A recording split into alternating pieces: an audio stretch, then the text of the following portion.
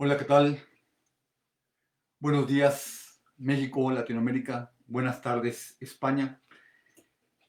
Antes que nada, quiero agradecer a Vaso Roto, al equipo de esta editorial, por la invitación a estar con ustedes de manera virtual en estos diálogos de los autores con los amigos, con los colegas que están por el confinamiento, por la contingencia sanitaria, pero que finalmente nos une la literatura. Soy Luis Armenta Malpica, editor, escritor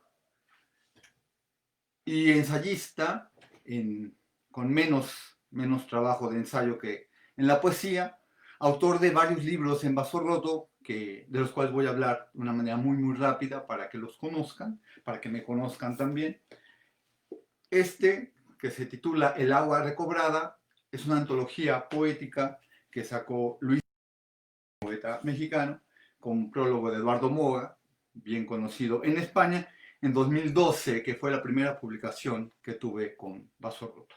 Posteriormente, Greetings to the Family, Saludos a la Familia, en el 2016, que es una especie de poemas a partir de autores del folk americano, principalmente del rock, pero también toca otras vertientes como la vida del fotógrafo Robert Mapplethorpe o de Dylan Thomas, el poeta galés, siempre de manera ficticia, como me gusta trabajar estos personajes, que lo mismo hago para Enola Gay. Es el libro más reciente, del que vamos a hablar en esta ocasión, publicado el año pasado, y en el cual también se intenta hacer una recreación ficticia, con bases históricas, pero ficticia, de los acontecimientos de la Segunda Guerra Mundial que derivaron en el avión Enola Gay, titulado así por la madre de uno de los pilotos, que suelta la bomba en Hiroshima. Y en la contraparte, el mundo oriental, representado en este libro por Yukio Mishima, un autor que es de mis favoritos y por lo tanto quise que fuera el representante del mundo oriental, del mundo del Japón. Los inicios de toda esta aventura de la poesía, en mi caso, viene mucho del miedo, de esta sensación de llegar a una ciudad distinta. Yo vengo de Ciudad de México, a radicar a Guadalajara de joven, termino la secundaria acá por motivos del trabajo de mi padre, y en esta desubicación de no saber con qué enfrentarme, no tener el soporte de los amigos, de los camaradas, en un mundo tan distinto, de una ciudad mayor a una ciudad, por supuesto la segunda más grande del país, pero con sus grandes diferencias de la Ciudad de México.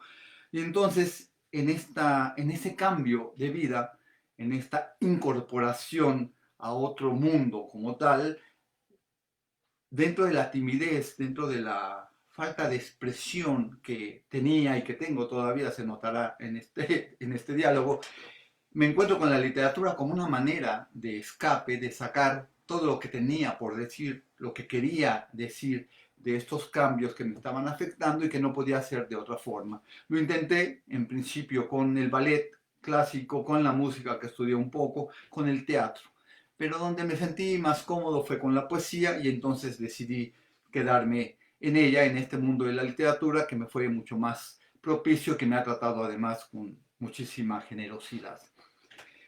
El trabajo de la poesía viene desde la lectura, por supuesto. Y yo me di cuenta que este miedo que venía arrastrando, que parecía ser pasos cuando iba a tomar el camión, el autobús, el transporte para dirigirme a la escuela, era una figura que ya estaba en la literatura de Juan José Arreola, un narrador mexicano, jalisciense, al que respeto mucho, y en el cuento de La Migala, él hace que aparezcan los miedos del ser humano, del hombre, en esta figura de una tarántula, la única con posibilidad de veneno, que es la migala, y entonces me quedó tan grabada la figura que la utilicé en mi primer libro, Voluntad de la Luz, como contraparte del pez de otro poeta, un poeta mexicano también, José Gorostiza, que la utiliza en su gran poema, el Muerte sin fin con la figura del salmón. Entonces se oponían la araña, el mundo terrestre, y el salmón, el mundo marino.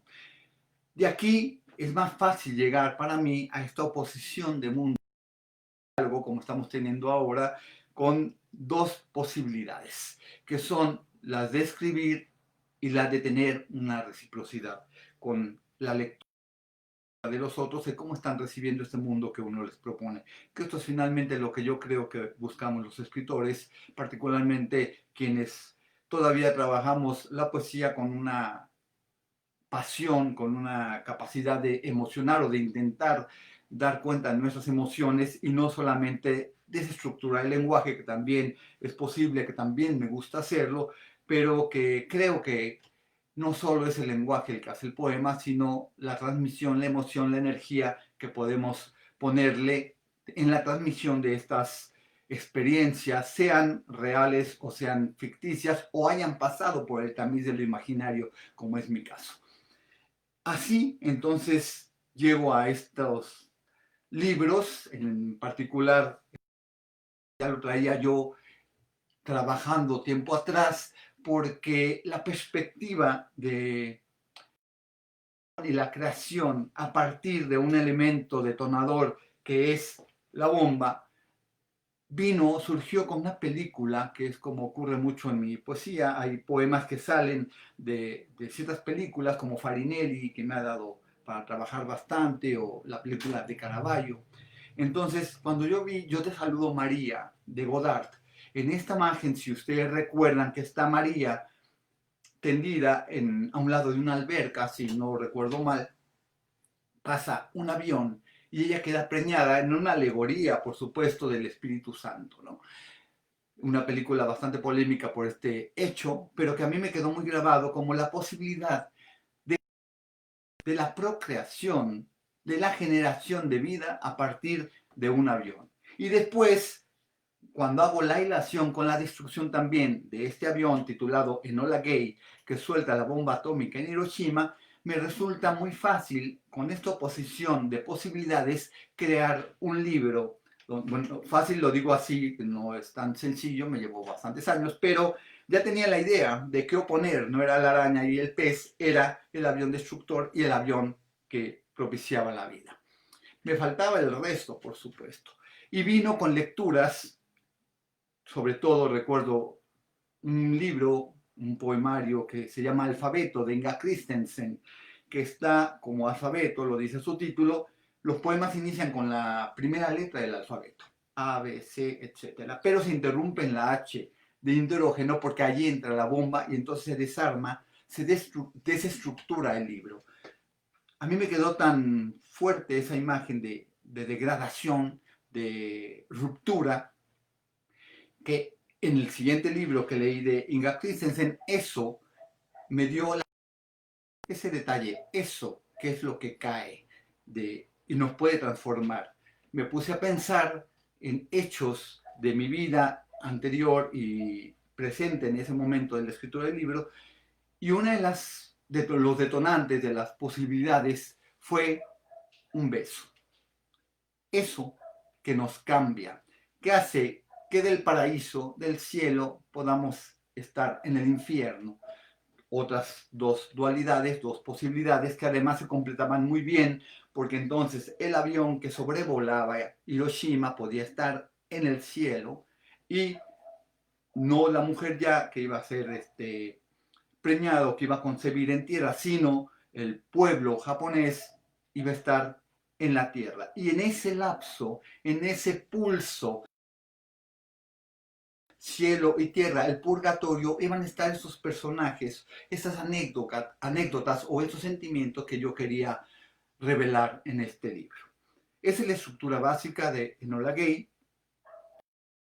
Lo demás fue alimentar un libro. Si ya tenía purgatorio, cielo e infierno, por supuesto, era muy fácil creer que podía tomar ciertos elementos de la comedia de Dante Alighieri, de las divinas comedias de James Merrill, que han alimentado mucho mi trabajo, de esta prosa que se acerca a lo poético y a lo ensayístico, de John Ashbery, de Hart Crane con su libro del puente, y son las posibilidades que quise que intervinieran en el libro.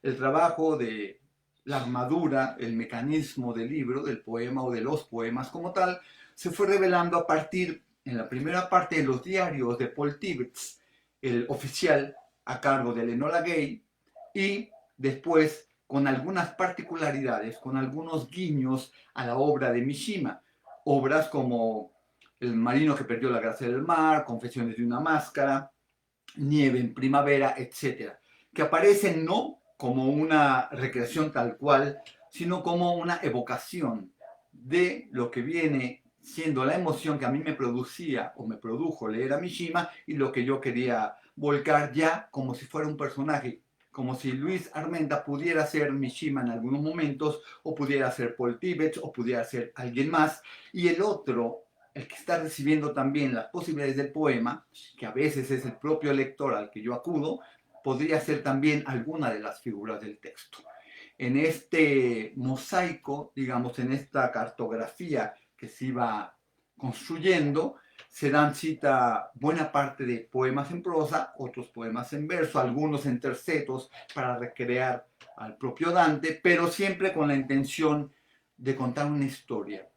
Yo soy un narrador frustrado, empecé haciendo narrativa, novela y luego cuento, me derivé a los poemas por razones de lenguaje, de facilidad, digamos, pero siempre he contado en los libros algunas historias, alguna saga, y me gusta entonces crear estos personajes, estos espacios, estas cronologías fragmentarias, pero finalmente cronologías que le pueden dar sustento o salida a lo que está ocurriendo en el libro o con los personajes, para que tengamos un poco más claro el panorama de lo que quiero hacer con esto. Me gustaría compartirles un texto para que veamos cómo fui situando algunos elementos, tanto de películas o de hechos históricos como de hechos imaginarios en la creación de este libro. Aquí van a encontrar algunas referencias a otro tipo de textos, ¿no? La balada del Narayama, una película japonesa que me impresionó mucho, o este texto que se llama, que voy a compartirles, Treno por las víctimas de Hiroshima, que viene por supuesto de la pieza que compuso Krzysztof Penderecki, un autor polaco, que murió en este año, el 20 de marzo, y el cual, abrumado, supongo, por los hechos históricos, compuso este material que fue de los elementos musicales que alimentaron también mi trabajo. Yo parto mucho de la música, esto lo he hecho siempre, ¿no? de Wagner con Götterdämmerung, con las canciones folk en Greetings to the Family, y en Enola Gay hay varias piezas, Fanfarre para un hombre solo de Copland, por ejemplo, Pink Floyd con su muro. Buena parte del material que se trabaja en este libro también viene de allí, de esas resonancias de la música. Entonces, este es el treno por las víctimas de Hiroshima. Nadie puede llorar más grande que su propia derrota. Un hombre se lo dijo a Szymborska. El mundo era tan pequeño que cabía en un apretón de manos. Una florería fue el establecimiento que primero de la Varsovia devastada. En Hiroshima, ¿qué rosas no han nacido, no han encontrado el abrazo pequeño de mis dedos? Ese vagón de trenes sellado del todavía no existe en el Japón. La nieve del Narayama está en el poema. Cuerpo rancio que rumia y va a morir en la parte más alta de su sueño. ¿Y dónde está esa nieve de las propias palabras que acogerán mis pasos, alentándolos como un ferrocarril sin ruta de retorno? Un soplo de elefantes deja un marfil como cerco y durmientes. Sobre este blanco perpetuo, ¿hacia qué bosque corre este ciervo silencio de mis ojos? Nada cae Nada mella este vacío tan amplio e inmaculado donde la soledad levanta sus barracas. No se escucha un barrunto ni un agitar las ramas de cerezo. De ser eso que se ha estado cayendo de mis ojos, habría un pan por seguir. Habría una piedra en un otro sendero abierto a la derrota. Por entonces quizá la compasión. Ahora imagina esa fila de niños y mujeres, de ancianos y de bueyes, de búfalos y renos, cuyos pequeños huesos de marfil no les alcanzan para pagar su vida, para alentar su paso, para escapar de este fuerte apretón de mis palabras. Bueno, aprovecho el corte del poema para saludar a Betsabe Jiménez, a Luisa Gil, Irma Luz Martínez, a Mari Fabro, a los que están conectando, que espero que les esté llegando bien la señal, la imagen, el sonido, y que compartamos con esta posibilidad de las redes lo que está ocurriendo también con nosotros en estos días tan aciagos, tan complicados de la pandemia.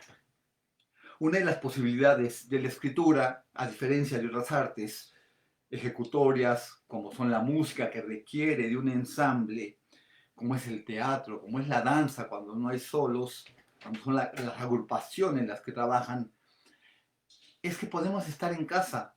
Mi participación común, rutinaria, es esta.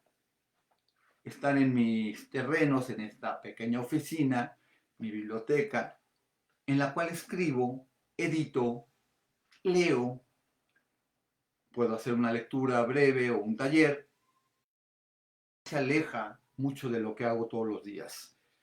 Estoy por horas en este espacio sin ningún problema de tener que salir, sin tener que estar en movimiento por la ciudad, una ciudad grande, que me podría estresar de alguna manera. Al contrario, aquí me permite la concentración, el acudir a los libros inmediatos, o si no, por que me quedan más complicados, más lejanos, que nada hay eso, y por ende no encuentro gran diferencia entre lo que está pasando en la cuarentena conmigo, con mi vida común. Sí, extraño, por supuesto, las salidas con los amigos, a ver a la familia, a pasear, a ir al gimnasio, pero las cosas se van resolviendo cuando uno tiene que comprender a los tiempos que no va a ser así toda la vida, o que si esto va a ser la vida tenemos que poner mucho más de nuestra parte. Le han padecido más los soldados, le han padecido más los enfermos crónicos, las personas con escasos recursos, los que tienen que salir a la calle a trabajar y ganarse el pan. Creo que entonces desde este privilegio de estar en casa y de poder hacer lo que nos gusta, como es la poesía, la lectura de poemas, podemos estar más que agradecidos con la vida, con quienes nos permiten este tipo de diálogos, porque no hay un alejamiento tácito, tan tangible. Yo sé que ustedes están allí, ustedes me reciben generosamente en sus casas, y así podemos compartir estas experiencias, este disfrute de lo que podría ser nuestra vida común, lo que cabe en un vaso y uno sabrá si lo ve medio lleno, medio vacío. Y aquí si no, hablaríamos de un vaso roto, sino de un vaso que vamos componiendo, que vamos arreglando, que estamos disfrutando todo el tiempo y que nos permite, por supuesto, estar en comunicación, bebernos y beber del otro, mirar la transparencia de las cosas y agradecer, insisto, estas redes, estas posibilidades de comunicación. Voy a leer, si me permiten, para no extendernos mucho y ya dar paso al diálogo después, un segundo texto. Se titula Poema sin héroe, también de este libro Enola Gay. Me queda algo de pan y queso en la mochila. Un candil parpadea y miro el vientre oscuro del cachalote que se traga mi miedo y posibilidades. Recorro esos tizones que parecen formar a los mamíferos y los óleos escurren de los hombres que están agazapados en muros de metal. Ese frío que desprenden los trazos de mis antepasados hace una brisa extraña.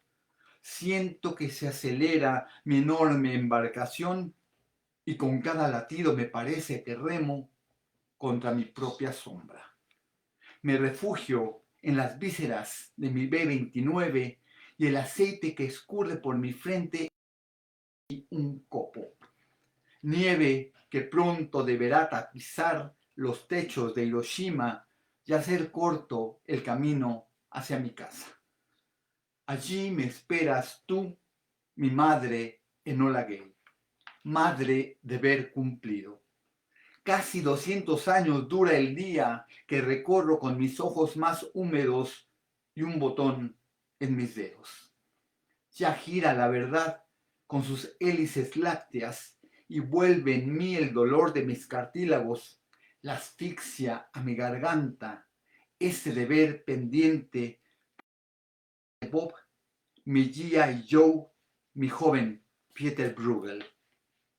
Envejecí de golpe en este vuelo.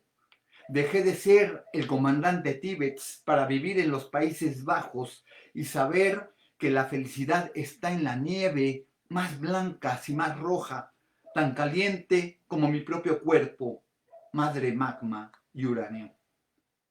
Me hice mayor detrás de tu mirada, poseído de animal y sus derrotas en el Reich Museum. Espero que sus aguas se separen y junten de nuevo en la mirada y en ese verde olivo, madre guerra, me estreches y consueles por lo que vine a hacer. Si página tras página, la piedra, vengo a cerrar un libro, que alguien me abra sus ojos de oliva y de mesil. Escribir este poema, el derecho de bautizarte madre, no como Enola Gay, sino como yo mismo. La madre mineral de Bob nunca será la guerra, tampoco su... La madre vegetal con la que duerme Bob es un avión de guerra. La madre más animal que Bob tiene mi propio nombre, más pequeño de este océano. Y si tú relincharas Caravaggio, serías mi rosa eterna. Si mugieras G.I., tendríamos una... Sin embargo, nos dicen, y casi lo anotamos, el único trabajo que hacemos en conjunto es detonar la bomba, abrir el paraíso para nuestro país, comenzar el infierno del sol. Nosotros nos quedamos justo al centro. ¡Ay, madre! Verás llegar la nieve desde el sueño de Akira Kurosawa. ¡Ay, madre Super Fortress! No me dejes morir tan blanco y solitario. Dame ese par de ojivas que Bob tiene en los ojos como el último cuadro de toda mi existencia, que cuelgue de mis huesos con su tizón y cal. Ay, madre corazón atómico, bríndame una plegaria de uranio enriquecido y me abrace completo y detonado el animal que fui. Amé todos los nombres como si fueran tuyos y no me había fijado que ambos somos G.I., propiedad de la guerra, su derrota. Ahora sobra la nieve. Ojalá tú me amaras como amas a los hombres, propiedad del deseo. No hay más por recordar. Dejo caer de mí todo el amor posible. El mundo nunca ha sido más seguro.